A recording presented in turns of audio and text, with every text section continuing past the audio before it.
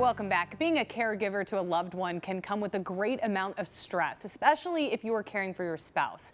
When you start to feel hopeless, you may not know where to turn for the correct information. And if you've ever dealt with any caregiver burnout, there is one place that you can turn. So joining us now is CEO and founder of Senior Care Advocates, Greg Steen. And so we talk about this a lot. And I can only imagine. So my mom is what they call the sandwich generation. So at one point she was taking care of her parents while also taking care of her kids. And I can only imagine what that must be like.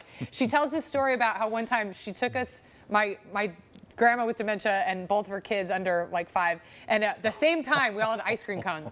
At the same time, all of us in the car were like, "Mom, can you hold these ice cream cones?" And she was like, "How did I end up here?"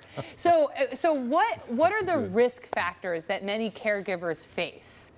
So really it's neglect and loss. So they neglect themselves because you know they're not taking care of themselves physically, they're not eating right, they're maybe not exercising if they're doing that.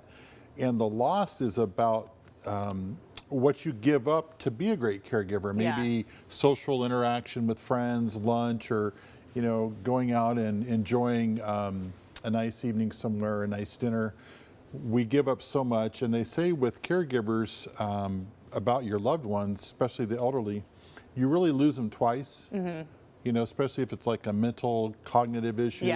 So you lose them once when you realize that they're just not really all there all the time, and then of course afterwards when they pass. And so it's a very difficult process, and through that it's so emotionally draining that it does take a toll. I mean, it just has to, and that's why I think I've heard higher numbers, but I'll go with one I can find a source for. 32% of all caregivers die before the one they're caring for. I know. We've talked about that before because especially as you get older, so if you're caring for a spouse, chances are you're around the same age.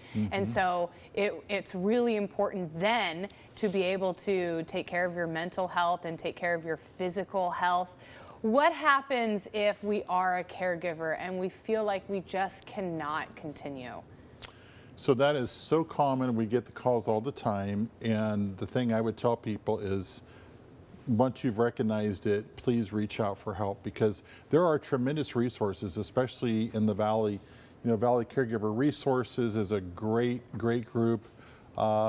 We have lots of online help. There's great support groups, at different churches in different areas, libraries and different ones. If you aren't sure, call us and we'll point you in the right direction. We'll give you a list. But it's really seeking the help, and most people just wait too long. So I would think that a support group would be really good, because sometimes all you want in life is to just vent or just complain about your day. And sometimes people who are not in that same situation just do not get it. And so it's nice to have an ear that knows what you're going through and can be there. And can relate and can even speak to that. But like you said, even if it's just to listen, because imagine, mom and dad, they're in their mid-80s, they've been together forever, and they always came home and did this, and now you can't because the other one doesn't have that capacity. So you feel like you're on an island, you're by yourself, and it just builds up, and then they don't want to be a burden on the kids, so they don't want to share that, It's really tough. So support groups are amazing.